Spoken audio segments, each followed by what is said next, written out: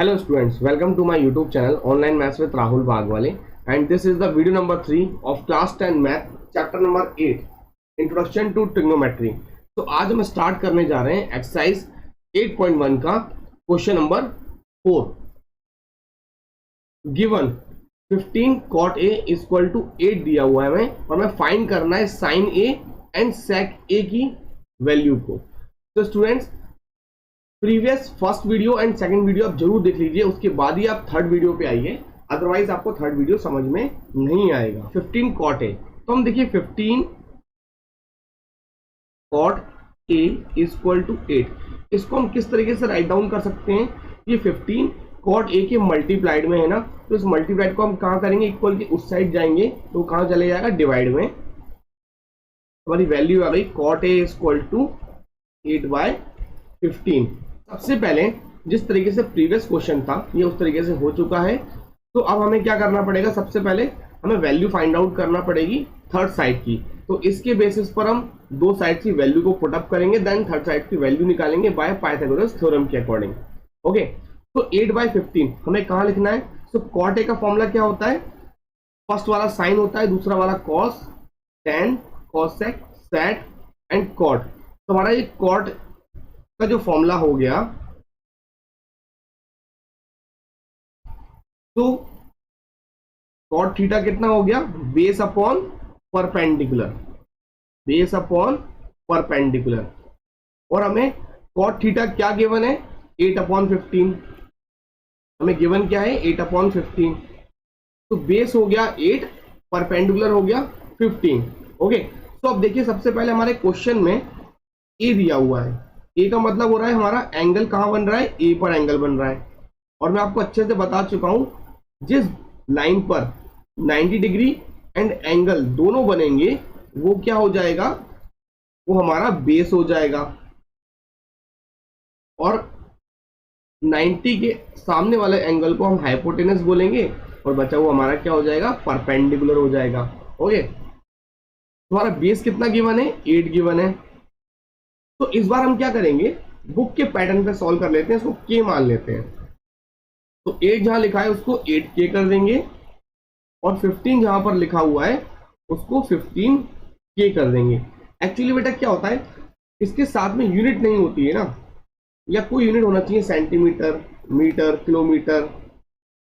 अगर यूनिट नहीं है तो खाली लिखना वो अच्छा नहीं होता है, इसलिए उन्होंने क्या करा है, के को ऐड कर लिया है और साथ में सब जगह के चलता रहेगा। एंड फाइनल आंसर में वो के से के फ्रैक्शन में आके कट डाउन हो जाएगा, तो आएगा वो सिंपल आंसर ही। ओके, तो आप चाहे के को कर लीजिए या विदाउट के भी सॉल्व कर सकते हैं। आगे चलते हैं। अब देखिए हमें थर्ड साइड को फाइंड आउट करना है, हाइपोटेनियस। लगाइए पाइथागोरस थ्योरम। तो बाय पाइथागोरस क्या होता है, हाइपोटेनस का स्क्वायर इक्वल टू बेस का स्क्वायर प्लस परपेंडिकुलर का स्क्वायर। और आपकी हाइपोटेनस क्या गिवन है वो हमें फाइंड आउट करना है, this one is the AC का स्क्वायर। और मैं डायरेक्ट वैल्यू पुट अप कर देता हूं, and this is the base. Base क्या है बेटा, हमने 8k मान के रखा हुआ है, तो उसको 8k कर दीजिए, उसका होल स्क्वायर प्लस परपेंडिकुलर का square, this is the 5k का होल स्क्वायर। ओके, तो 8 8 जा 64। अगर ये दोनों का स्क्वायर होगा, 8 का स्क्वायर भी होगा और k का स्क्वायर भी होगा। कभी भी आपका ऐसे लिखा होता है ना होल स्क्वायर, तो होल स्क्वायर का मीनिंग होता है, अब देखिए 8 और k के बीच में क्या रिलेशन है, मल्टीप्लाइड का रिलेशन है। तो 8 का स्क्वायर भी होता है इसका मतलब, और इनटू k स्क्वायर भी होता है। तो 8 का स्क्वायर कितना हो गया, 64 आ गया, और k का क्या हो जाएगा, k स्क्वायर हो जाएगा, plus this one is the 25 k square और this one is the 15। तो 25 की जगह पर हो जाएगा हमारा 225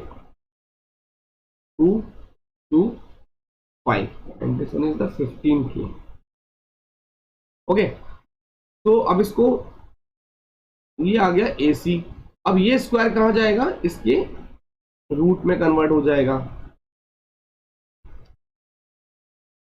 हमें क्या करना है, एसी की वैल्यू को फाइंड आउट करना है। 289 के स्क्वायर।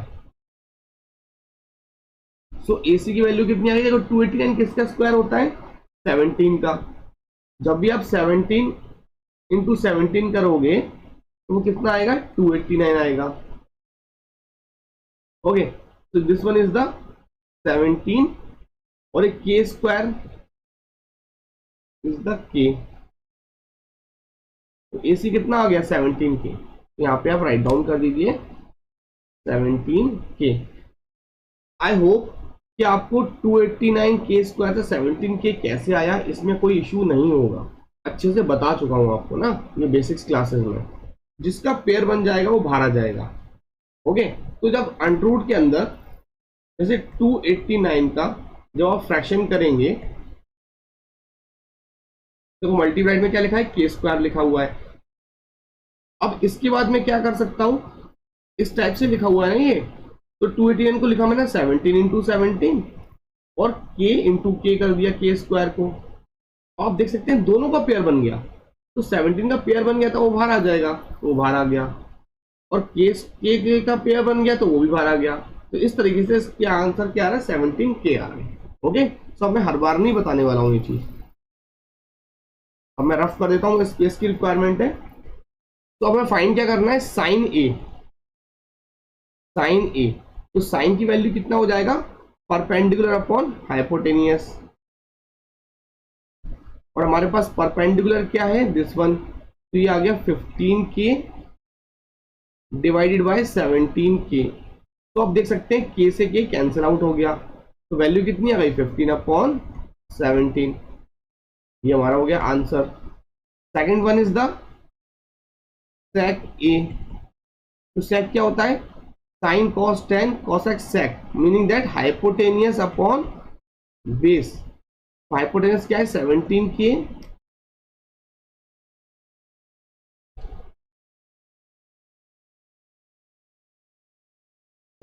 के एंड बेस इज 8 के। तो के से के कैंसिल आउट हो गया, आंसर आया हमारा 17 अपॉन 8। ये हो गया हमारा आंसर।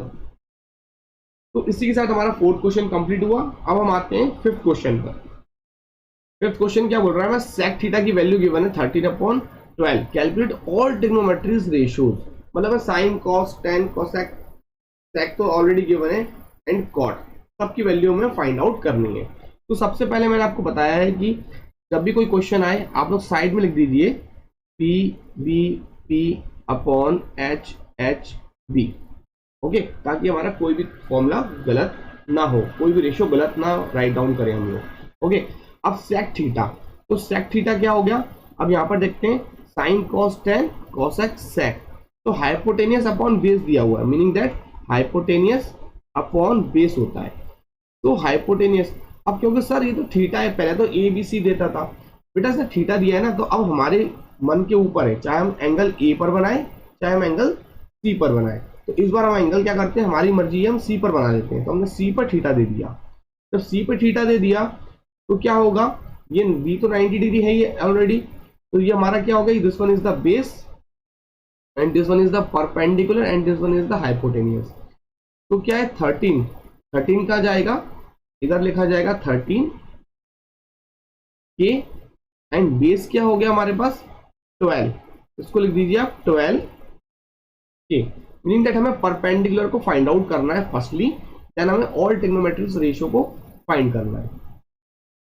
तो बाय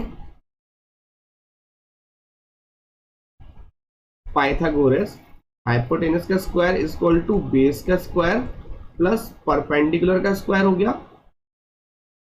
और हाइपोटेनस कितना है हमारे पास? 13 के, उसका होल स्क्वायर हो गया एंड बेस हो गया हमारे पास 12 के, उसका होल स्क्वायर एंड परपेंडिकुलर क्या है हमारे पास? ए बी का होल स्क्वायर, जो हमें फाइंड आउट करना है।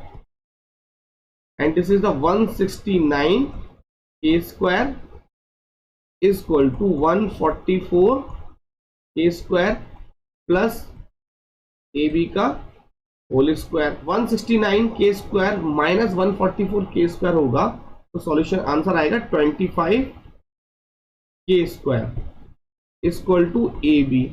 अब देखिए ये ए बी का स्क्वायर है तो स्क्वायर कहां जाएगा, इधर, एंड दिस इज द 5 के। तो ए बी की वैल्यू कितनी आ गई बेटा हमारे पास 5 के। तो मैं इधर लिख देता हूं 5 के। अब हमें क्या करना है, सेम पैटर्न पर सॉल्व करना है, सारे रेशियो को फाइंड आउट करना है। तो देखिए साइन थीटा क्या होता है, perpendicular upon hypotenuse. Cos theta वो क्या होता है, base upon hypotenuse. Tan theta होता है परपेंडिकुलर अपॉन बेस। पहले मैं सारे फॉर्मूले राइट डाउन कर देता हूं। अब आता है साइन का उल्टा क्या होता है, कॉसेक। तो कॉसेक क्या होता है, hypotenuse upon base. Hypotenuse upon hypotenuse upon perpendicular. Sec तो हमें ऑलरेडी गिवन है तो वो नहीं लिखेंगे हम लोग। फिर आएगा कॉट, और कॉट किसका अपोजिट होता है, टेन का। तो लिख दीजिए आप बेस अपॉन परपेंडिकुलर। अब देखिए हमें वैल्यू पुट अप करनी है। ऑलरेडी वैल्यू क्या आ गई, परपेंडिकुलर कितना है हमारे पास 5। तो 5 के upon hypotenuse, this is the 13 के। जब के से के की वैल्यू को तो 5 अपॉन 13 आंसर आएगा। तो अब देखिए मैं के को काटूंगा नहीं, डायरेक्टली वैल्यू पुट अप कर रहा हूं। ओके, वीडियो लेंथी ना हो। बेस अपॉन हाइपोटेनियस, बेस क्या है 12 और हाइपोटेनियस कितना है 13। देन परपेंडिकुलर 5, बेस क्या है 12, हाइपोटेनियस कितना है 13 एंड परपेंडिकुलर कितना है 5 के। तो 5 लिख देता हूं। बेस कितना है 12 एंड परपेंडिकुलर क्या है 5। ये सारे क्या हो गए, हमारे आंसर हो गए। तो स्टूडेंट्स इसी के साथ हमारा 5th क्वेश्चन फिनिश हुआ। आई होप आपको सब कुछ अच्छे से समझ में आ रहा होगा। और जिस स्टूडेंट को समझ में नहीं आ रहा ना, वो फर्स्ट वीडियो देखे बेसिक्स वाला, इंट्रोडक्शन क्लास पार्ट 1, उसके बाद ही क्वेश्चन पर आए, अदरवाइज समझ में नहीं आएगा। ओके, तो आते हैं हम लोग क्वेश्चन नंबर 6 पर। तो हम लोग आते हैं क्वेश्चन नंबर 6 पर। If angle A and B are acute angles. Okay, तो देखिए सबसे पहली बात, एक हो गया 90 डिग्री। हम लोग बात किसकी कर रहे हैं, राइट एंगल ट्राइंगल की। तो अगर एक एंगल 90 डिग्री है तो अदर दो एंगल क्या हो जाएंगे, एक्यूट एंगल ही होंगे। और एक्यूट एंगल क्या होता है, less than 90 degree. Acute angle equal to less than 90 degree. Okay, तो ए और बी पे एक्यूट एंगल बन रहा है, मतलब ये ए हो जाएगा and this one is the B हो जाएगा, और इसको हम क्या ले लेंगे, सी ले लेंगे, क्योंकि ए और बी पे एक्यूट बना रहा है ना। अब 90 डिग्री क्यों होता है, उसका रीजन ये है कि एंगल सम प्रॉपर्टी क्या बोलता है, तीनों एंगल का सम अगर आप करेंगे, meaning that angle A plus angle B plus angle C करेंगे तो 180 डिग्री होता है, angle sum property of a triangle के अकॉर्डिंग। ओके, अगर एक एंगल, अगर सी अकेला एंगल अगर 90 हो जाएगा, ओके, और टोटल कितना होता है 180, ए और बी को मिलाकर 90 डिग्री आएगा ना। तो ऑब्वियस सी बात है ये दोनों एंगल क्या हो जाएंगे, 90 से कम हो जाएंगे, तभी तो वो एक्यूट एंगल बोला जाएगा उसे। ओके, तो हमारे पास गिवन क्या दिया हुआ है, cos A is equal to cos B, वो इक्वल है, और हमें शो करना है angle A equal to angle B। तो देखिए कैसे करते हैं, तो इसको मैं 1 बोलता हूं और इसको मैं बोलूंगा 2।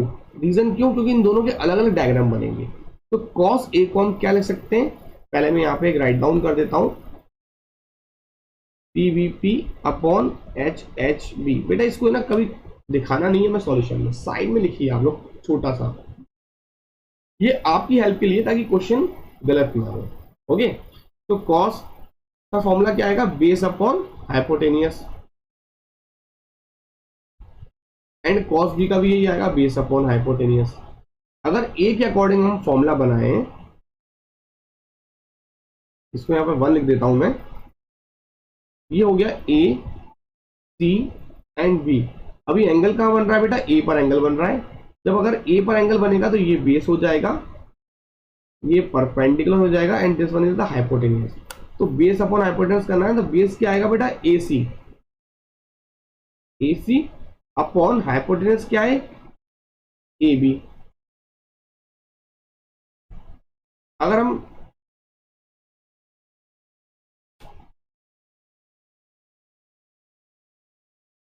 एंगल अगर हम बी पर बनाए, इसको मैं सेकंड कर देता हूं, तो ये सेकंड का फॉर्मूला, ओ सॉरी सेकंड का डायग्राम हो गया। यहां पर एंगल बन रहा है बी पर,